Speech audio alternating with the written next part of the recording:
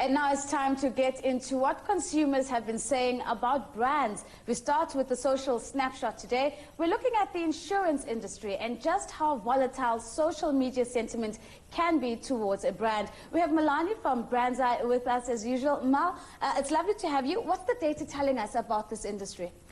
Well, it is saying that sentiment is so volatile. It can change literally month on month, and it's all about how you handle it and how you deal with it. And the insurance industry is one of those that is just volatile. So we brought for you, a few stats worth to see how the sentiment has shifted over the months. We're looking there from June, July, and August. If you look at there at My Way, they've had a steady increase in their positive sentiment, and that's purely because they are just good at their operations, and they're good at client service, and they are good at how they deal with their customers, and they get complimented for that. Where if you look at One Life Direct, they had a massive drop in July in terms of positive sentiment, and that was related to customer queries, but they handled it so well. Yeah. They were very positive in how they dealt with their clients, and then that big drop, they're now starting to build up again. Through actual good service and people saying they're enjoying the client service that they receive from One Life Direct. That's really interesting because it's almost like real-time reaction to the brand sentiment and what's happening in that space. Yeah. But let's go back to when you look as a corporate playing and looking at the social media space, how do you make sure that you're looking for the right indicators and that you're interpreting them correctly? That's a very, very interesting thing in the space of social media because it's such a big data set. And it's also such an emotive data set that it's very, very difficult to analyze that. So you have to think about who's handling it, a computer or a human. And we've seen the value of having people intervene and look at the data. Now, before we start looking at human people and how they interpreted the data, let's quickly wrap the conversation with the net sentiment on this particular industry. What are we seeing here? Well, what we wanted to show you there is a brand, First for Women, who we're back on the volatility topic here, how they went from a very negative sentiment, and they handled it differently. They actually had such a good campaign and marketing strategy and concept in August, and that fueled positive sentiment towards the brand and brand love and brand affinity. So, like I said, there's volatility in the market at all times with sentiment, but it's just how you address it that makes the difference. So back to human people and algorithms, what's the distinction in terms of when it comes to interpreting the data? So, I mean, because there's so much data, machines have to go through it, and because of that, people build computers and algorithms to handle the big data. But the emotive nature of it means that they don't pick up on slang, they don't pick up on sarcasm, they get it wrong. Facebook was recently in the news, actually 2 days ago. They've got a product called Facebook Trending, and what that does is it pushes content to people based on what their preferences are, but also just what's trending and what's factual at the moment. And they use humans to go through the data, make sure it's factual, make sure it's not inappropriate, and then push the content to users.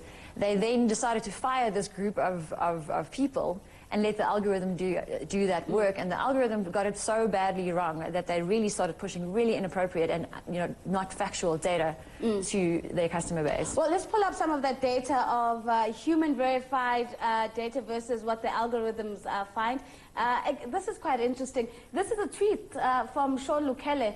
It says, "Hi, My Way, one of your consultants promised to call me last week.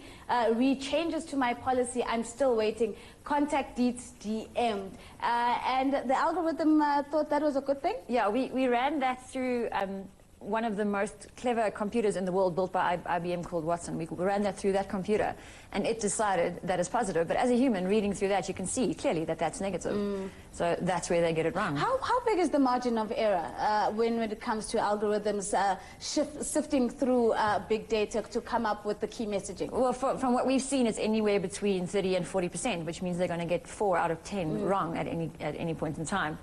Yeah, so it's quite a big margin if you have to make big correct decisions on that. And that's another one here from Zahir. It says, "I'm so confused. Why do I find the guy from the Outsurance advert so attractive? What's happening?"